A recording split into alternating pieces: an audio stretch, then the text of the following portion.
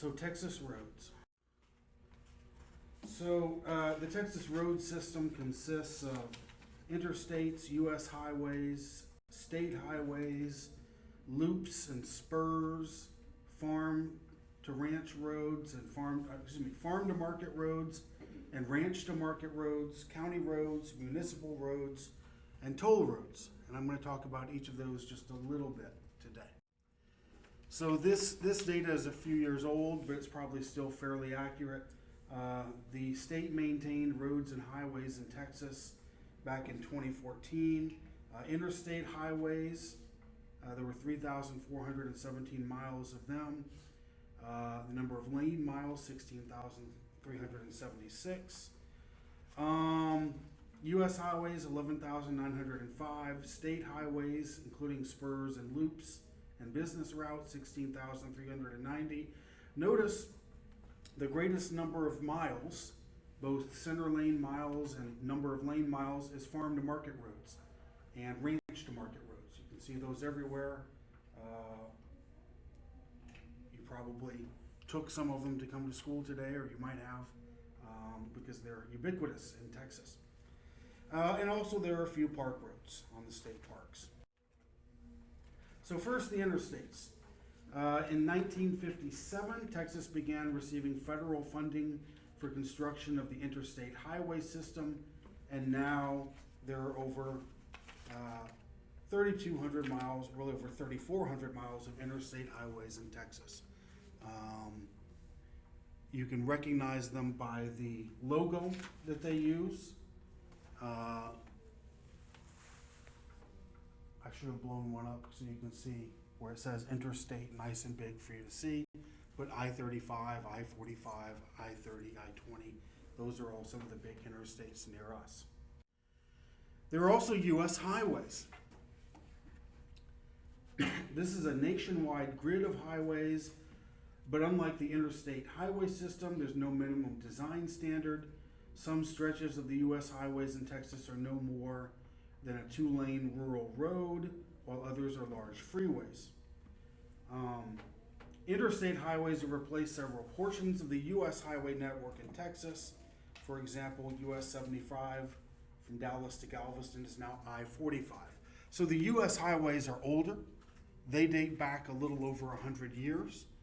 And then when we started building the interstate highways in the 1950s, some of them were brand new and some of them were just replaced and updated the older U.S. highways. Then there are state highways. So these are owned and maintained by Texas. They are assigned numbers between 1 and 365 with a few exceptions.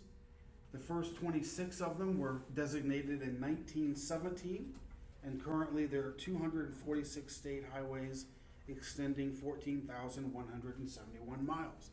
And it's easy to tell a state highway from a U.S. highway because the state highways say Texas on them. So it gives it away right there. There are also state highway loops and spurs. These are short links in the state highway network. They typically connect two state or national highways, and a spur connects a state highway to a farm to market road. So this is from Tyler, where you can see there's a loop 323 all the way around Tyler. There are spurs all over the place. And of course there are loops here in Athens and all the other cities in Texas as well. Now, farm to market roads and ranch to market roads are in some ways the most interesting because they're kind of unique to Texas. They're meant to connect rural or agricultural areas to market towns, and Texas established this system in 1949 to improve access to rural areas. So right after World War II, basically the Texas Highway Department decided we needed better access to rural areas, so they built thousands and thousands of miles of these farm to market and ranch to market roads. So the system consists primarily of paved 2-lane roads, though some segments have more lanes and some are even considered freeways. These roads are signed with route markers that contain the words farm road or ranch road, but the formal name is farm to market or ranch to market road. and they're always paved, as with all the other state highways in Texas. County roads are public roads that have been accepted for maintenance by the Commissioner's Court pursuant to standards set by the Commissioner's Court, and these roads are in the unincorporated areas of the county. Again, I wouldn't be surprised if many of you live on a county road. I do. I live in an unincorporated area, kind of halfway between Tyler and Chandler. So we live on a county road, and then we take the farm to market road to get to the state highway, and we take the state highway to get here. So we use all of those different roads every day. Second to last, municipal roads. These obviously are roads built and maintained by cities. Just as an example, I took a screenshot of the Tyler, Texas Streets Department. You can see for even bigger cities like Dallas and Houston, this would be a major department. They do things like street maintenance and repair, drainage maintenance, tree and brush maintenance, right-of-way mowing and street sweeping. So they are responsible for 653 miles of streets within the city of Tyler. A smaller city like Athens does the same thing, of course, just on a smaller scale.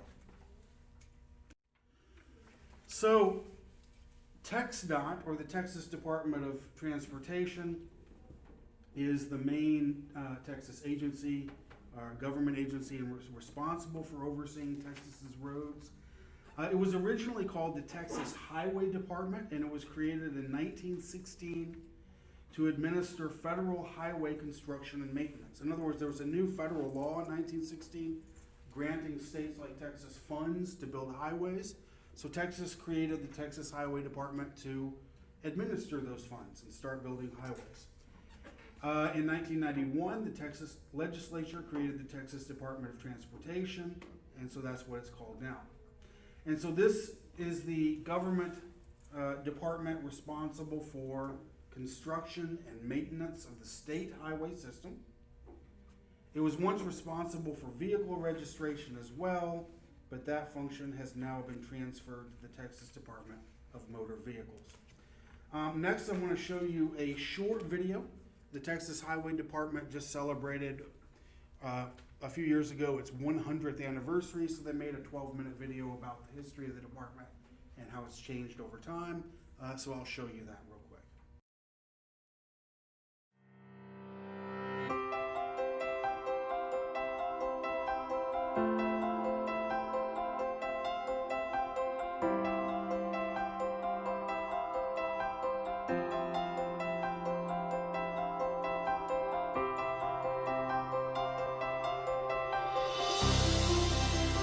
Texans have long had a vision for transportation.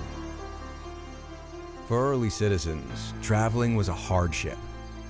Triggered by rallies for better roads and the availability of federal funds, the Texas Highway Department began its service in 1917. Its pioneering members had a plan to connect Texans. In the 1920s, with scarcely 100 miles of continuous pavement, State Highway Engineer Gib Gilchrist ordered men stationed at impassable highway stretches to pull motorists through to firmer ground after heavy rains. This culture of service, carried out by our maintenance crews, began a long-standing tradition which we still embrace today. Oil gushers unearthed black gold in Texas. Small towns boomed. Farming communities transformed as dust clouds and wet weather mudholes consumed vehicles, but new roads were being built, providing jobs during the Great Depression. Texans love a good party. During the centennial celebration, 13 courtesy stations were set up at major highway entrances to the state. Each building was staffed with a helpful Texas A&M cadet acting as travel advisor. These courtesy stations were our first steps towards making Texas tourism a major industry, and more importantly, making folks feel welcome to Texas. Our first roadside parks were built during this time. Employees proudly took the initiative to design and build from local materials. As America entered World War II, the Highway Department held our network of roads together through times of scarce resources. Our deep-rooted culture of service turned toward our nation's need. The enormous demand for oil was supplied by those prolific Texas gushers. They delivered over 43% of the oil needed for mobilizing our nation's troops. And those newly minted troops? They were among 1.5 million soldiers training in Texas at one of our more than 140 major military installations.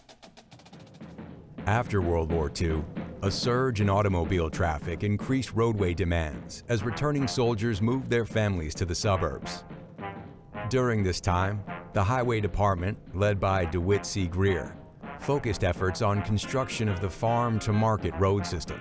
These much-needed paved roads wind through Texas countrysides and help transport goods to market. President Eisenhower signed the bill to fund the interstate system. Funding was specifically for modern expressways with controlled access and no grade crossings. For a state the size of Texas, this was welcome news. Our highway department was ready and eager to build, but materials were still hard to come by, and steel was expensive. Our innovative engineers developed precast, pre-tensioned concrete bridge elements that used very little steel. Bridges designed with these reinforced concrete components were economical, spanned greater distances, and carried heavier loads. These standardized elements improved bridge durability and shortened construction time. Our goal, building roads to connect the people of Texas to what's important to them, was taking shape. Sometimes constructing new roads revealed secrets long hidden underground. In the spring of 1963, the Texas Highway Department's core drilling team was working near Georgetown, Texas. They'd already drilled several cores when they suddenly found this huge cave. It later became known as Inner Space Caverns. We've unearthed 54,000 cubic feet of dirt at 25 archaeological sites over the past 15 years, discovering, studying, and preserving the history of our state. Taking care of Texas is important to us. Whether preserving ancient burial grounds or mitigating environmental concerns, our commitment is to the people of Texas.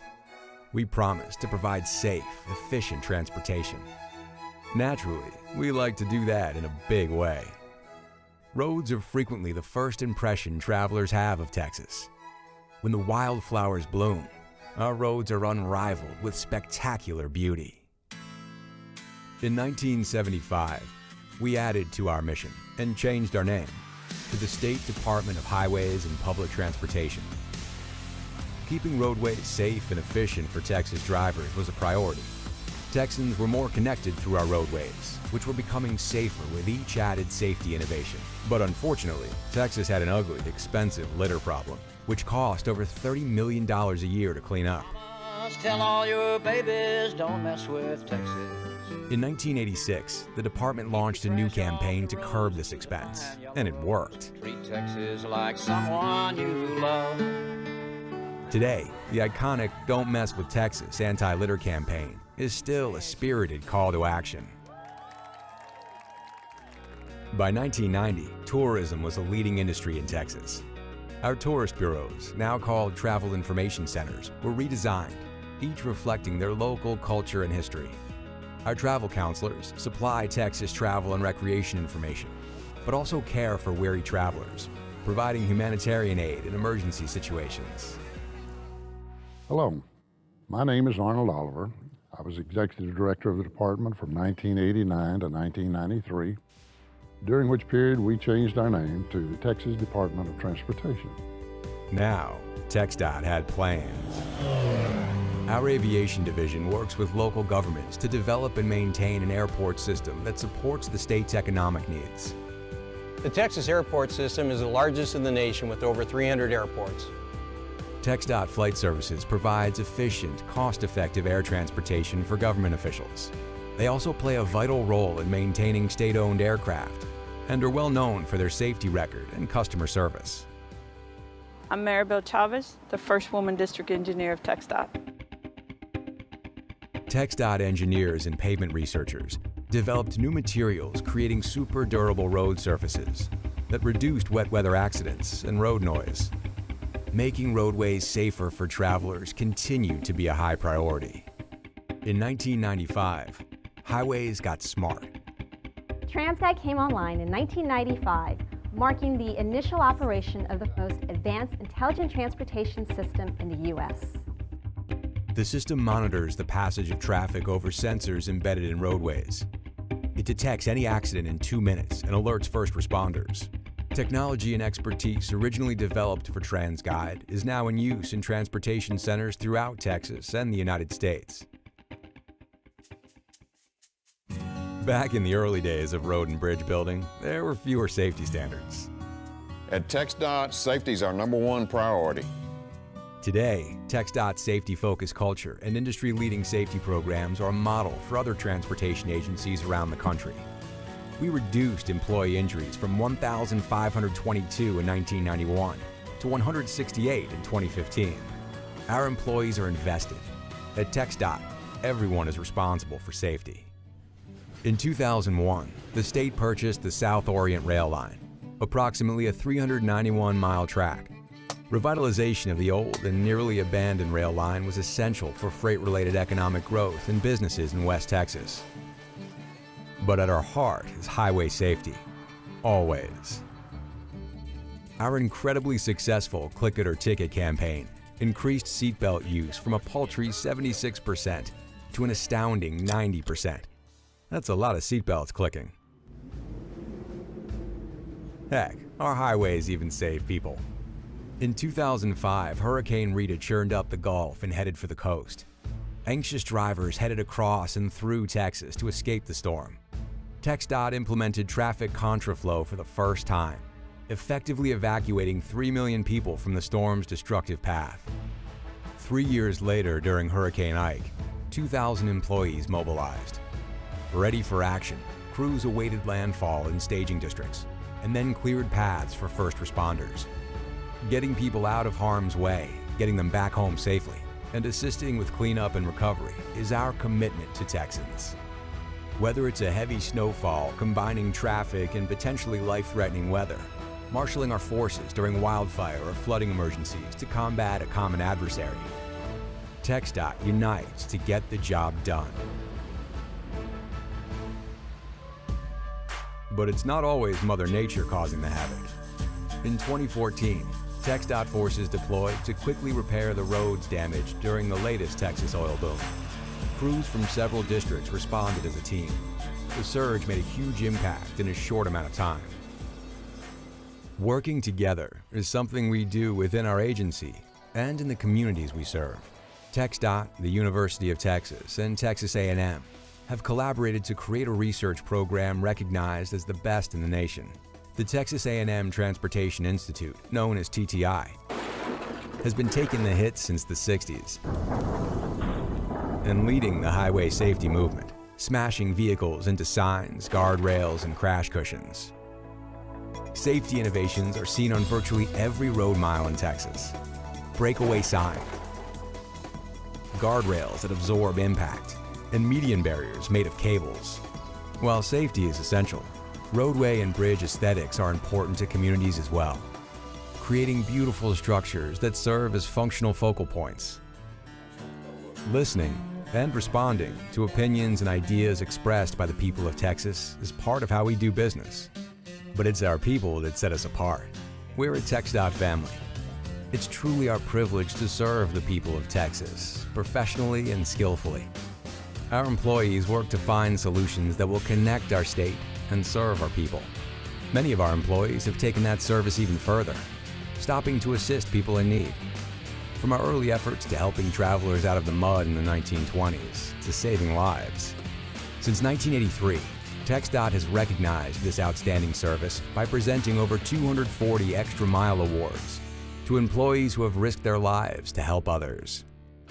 My name is Corinne Atkins, and I'm working on transportation for Texans. Texans still have a vision for transportation. We stand ready to transform the future. But that's just another name for service. Building from our past will lead the future. In research, developing solutions, building transportation. Connecting the people of Texas to what matters most. The Texas Department of Transportation.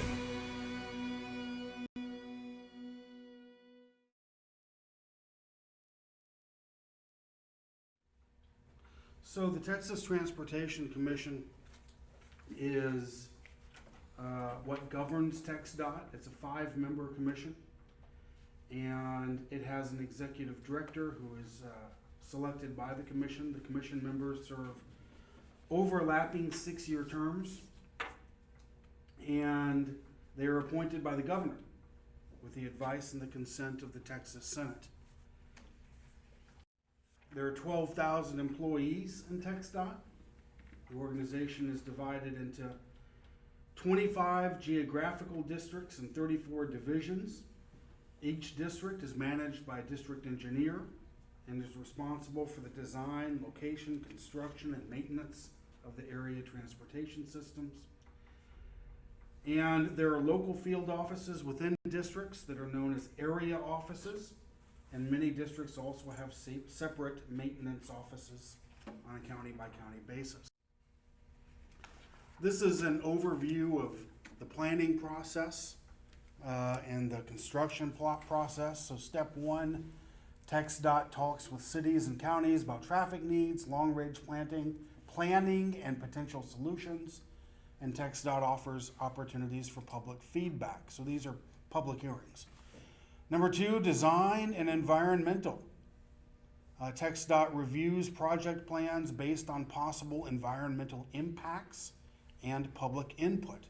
And if I understand correctly, they're required by federal law to assess the environmental impact of anything that they do. Number 3, TxDOT finishes the design, purchases any land needed, and coordinates building and utility locations. And utilities can include water, sewer, and phone lines. Finally, step 4, bidding and construction. Once the contractor is selected, construction begins, and TxDOT continues to monitor and protect the environment during construction. They mentioned in the video the Don't Mess with Texas campaign. You've probably seen ads with this slogan. It's been around for over 30 years now, and it was created to reduce littering on Texas roadways. The target audience was 18 to 35-year-old males. They're the ones most likely to litter. And it is considered to have been a very successful marketing campaign.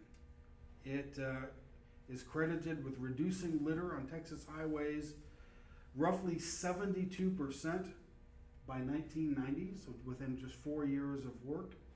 And the slogan became so popular that it now appears on souvenir items. The slogan or the ad campaign was awarded a plaque on the Madison Avenue Walk of Fame and a place in the Advertising Hall of Fame, and Don't Mess with Texas even became the official motto of the USS Texas, a submarine. TxDOT has a couple of publications. This one is the travel guide, which offers points of interest for all regions in Texas, and it's updated every year. They also publish the Texas Highways Monthly Magazine. Now it's published online. It used to just be a monthly magazine that you would subscribe to or send out or whatever. Now I want to shift and I want to talk about a different kind of road, a new-ish kind of road, toll roads. And this is a little bit of a controversial topic today. It's highly debated, and so I want to kind of introduce y'all to this subject. So there are currently 25 toll roads in Texas. And to understand why TxDOT turned to toll roads to start doing a lot of road construction in Texas, you need to understand that most of the transportation funding comes from gas taxes, federal gas tax and state gas tax that drivers pay at the pump. And neither the United States nor Texas has raised their gas tax rates in 20 years or more. And inflation and more fuel efficient vehicles have left the government with less revenue, less spending power, even with the same amount of revenue. And so Texas, going back almost 20 years now, has decided to turn to toll projects to fill in the funding gap. These projects rely on private companies or government toll agencies to secure investments or to take on debt for upfront construction costs. They then repay those costs over time with revenues from the tolls that drivers pay to use the roads.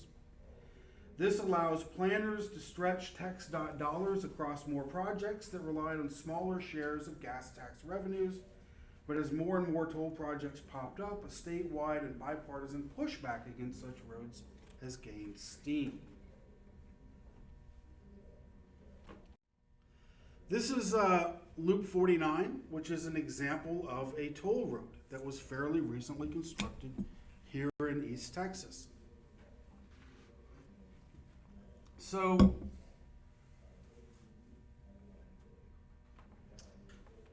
Loop 49 is a tollway that, along with I-20, will supposedly encircle the city of Tyler upon its completion, if it's ever completed. The original plans were for a freeway to be built where the loop is. So this is an excellent example of what I was talking about. Way back in the 60s, they started discussing this possibility. And then in the 1980s, they got really serious about it. But they decided that it would be too expensive to build it as a freeway, as an entirely public funded road. And so that's when they turned to the idea of a toll road and completing it that way. So they had figured out, TxDOT had decided about 20 years ago now, that there was not enough funding to build it as a freeway, and it would not be built until 2033 if they used traditional, just taxpayer-funded funding. So, in response, they used NetRMA, which is a local government entity that runs Toll 49, and it chose to build the highway as a tollway with an electronic toll system. Currently, it's a 32-mile undivided two-lane highway stretching from US 69 near Lindale to State Highway 110 near White House. So, let's see. This is NetRMA, the Northeast Texas Regional Mobility Authority. It was established in 2004 by the Texas Transportation Commission. It was founded by Smith. It was also founded by the Smith and Gregg counties. And in 2006, NetRMA agreed to assist TxDOT, the TxDOT Tyler District, with the design and construction of key segments of Toll 49. Today, it's a 14-county partnership, so 14 counties are part of the Regional Mobility Authority. Now, this gets me to the controversial question. Should Texas build more or fewer toll roads? Is this trend towards using toll roads to finance, to get roads built, a good one or a bad one for Texas? Well, there are possible advantages to using toll roads. One, the private sector offers capital and innovation. So back 20 years ago when they realized Loop 49, for example, wouldn't get built for decades if they relied on traditional gas tax funding, they decided to use toll roads. So the upfront expenditures that go into building a private toll road are between 15 to 20% government funded, which comes from state and federal gas taxes, but the other 80-85% is private investment. So the taxpayer money can get stretched farther by mixing it with private investment. And then ongoing road maintenance is covered by the actual road users, and excess revenue can go back into government coffers depending on the agreement between the regional authority and the private companies. It can go back into government coffers or be used to pay off the construction debts. A state Department of Transportation estimate found that eliminating tolls would cost Texas $40 billion in revenue because some of the excess money that's collected goes back into the state budget, into the Department of Transportation budget. Another possible good thing about toll roads is that the government doesn't have as much risk, since the government doesn't pay the entire cost of constructing the road. If it's a bust and no one uses it and it has to be abandoned, then it can be shuttered and the cost can be eaten by the private investors. There's also an argument that toll roads provide greater mobility. Dallas and Houston are the two fastest growing metropolitan areas in the United States. But, believe it or not, if you've driven in Dallas or Houston, congestion is not as bad as it is in other major cities. If you've been stuck in Dallas traffic, you might find that hard to believe, but Boston traffic and New York traffic and LA traffic are even worse. So those are some arguments in favor of toll roads. But Texas voters seem not to like them. Texas voters in recent years have overwhelmingly improved new revenue for highway construction, but prohibited that revenue from going towards any toll roads. Opponents of toll roads say expanding toll road projects throughout Texas is upsetting the public. The public doesn't like paying gas taxes on one hand, plus tolls to use the roads on the other. They say that relying on private money for toll roads essentially creates a form of double taxation. So you're taxed once at the pump when you pay for your gas, you're taxed a second time when you use the road and you have to pay the toll. In 2017, the Texas legislature rejected House Bill 2861. This would have allowed the Texas Department of Transportation to partner with private companies to fast track several highway projects. So TxDOT, Texas Department of Transportation, wanted to build new roads around Interstate 35 through Austin, the LBJ Freeway in Dallas, Interstate 35E through Denton County, Interstate 45 in Houston, Loop 1604 in Bexar County. I've driven on almost all of those roads, maybe some of you have as well. They're horribly congested. And they wanted to use toll roads, right, to help finance the construction of these new highways to relieve congestion in those areas. And the bill was rejected, like I said, 79 to 52.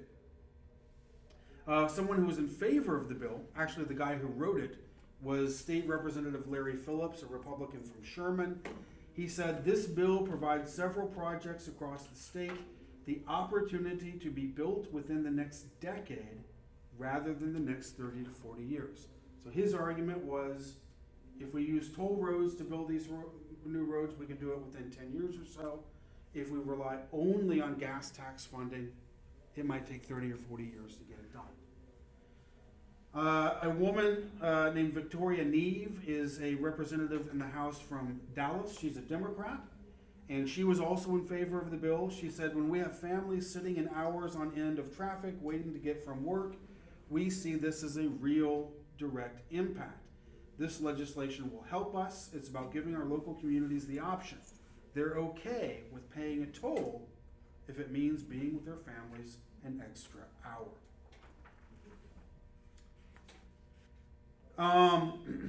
So what's interesting about this is it's not Republicans versus Democrats, and that those two quotes I gave, the two people who were in favor of the bill were a Republican and a Democrat. There's really kind of a bipartisan split. The majority of the legislature was against toll roads and against new toll road construction, but it was a mix of Republicans and Democrats for and Republicans and Democrats against. Now I want to shift to another topic, and this one is road safety in Texas. Just recently, Texas Department of Transportation started a marketing campaign or a publicity campaign called End the Streak. And the idea here was to end the streak of days in Texas with a fatality, a traffic death. On November 7, 2021, Texas marked 21 years of daily deaths on our roadways, with more than 75,000 innocent lives lost to preventable fatal crashes. That was a year ago. As far as I know, the streak is still ongoing. In other words, it's been 22 years now that we've had no day where there hasn't been someone dead somewhere in Texas in a traffic fatality. And for the past several years, the average is that about 10 people die every day. And here's one thing that's kind of interesting and even surprising. During the pandemic in 2020, the COVID pandemic, traffic use, traffic congestion, mileage that people drove dropped about 50%. This was during the spring and even into the summer of 2020 when the businesses and the schools were all closed. And so people were driving much, much less. And you might think, it might seem intuitive to you that with people driving less, road fatalities went down as well, but they didn't. Road fatalities went up with an average of more than 11 people dying every day, even though people were using the highways and the roads half as much as they had done before. And what the explanation is for that, I don't know, but it happened. So here's some data from 2020, the most recent year for which I was able to find data. And I got the data from the Texas Department of Transportation, which keeps all these records. So the 2020 death toll of 3,896 deaths was an increase of 7.54% from the 3,623 deaths recorded in 2019. What you can see here, 2020, 3,896 deaths. And if you just trace the chart back up, you have to go all the way back to 2003, where there was even close to that number. And you have to go all the way back, I don't know how many years, to find when there was more than that. And on the right, you can see the deaths per 100 million vehicle traffic miles traveled. The death rate was higher per vehicle mile traveled, going all the way back to 2005.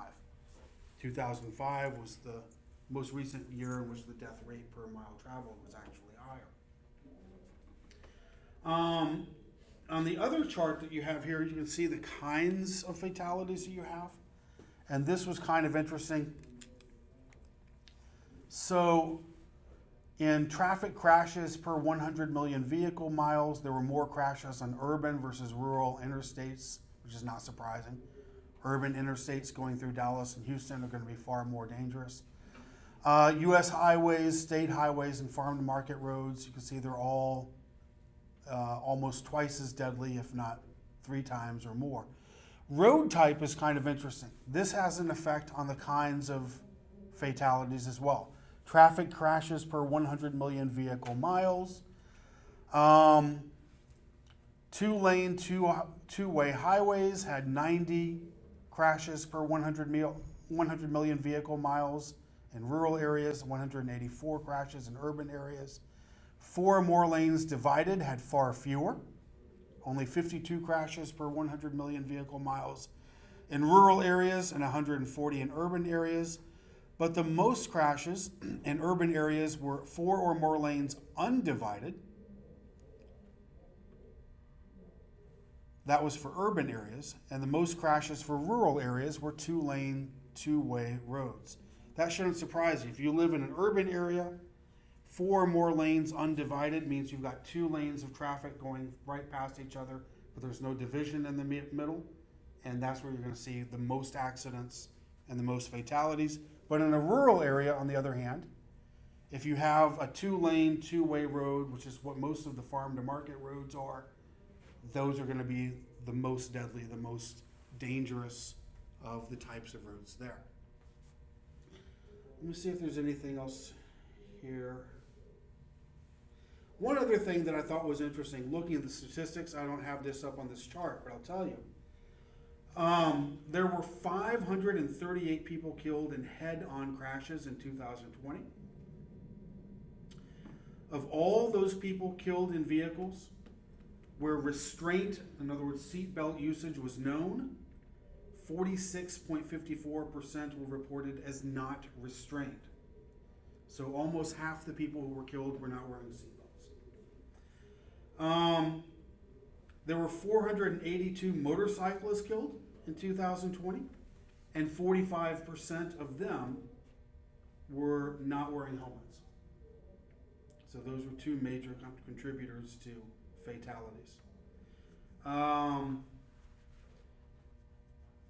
25% of the people killed in motor vehicle traffic crashes, 25% of all of the people killed, were killed in crashes where someone was under the influence of alcohol. So that was also a major factor. And there were 368 people killed in crashes involving distracted driving. I don't remember what percentage that is, but it would probably be about 10 to 15% as well. And okay, that's it for today. I'll see you next time.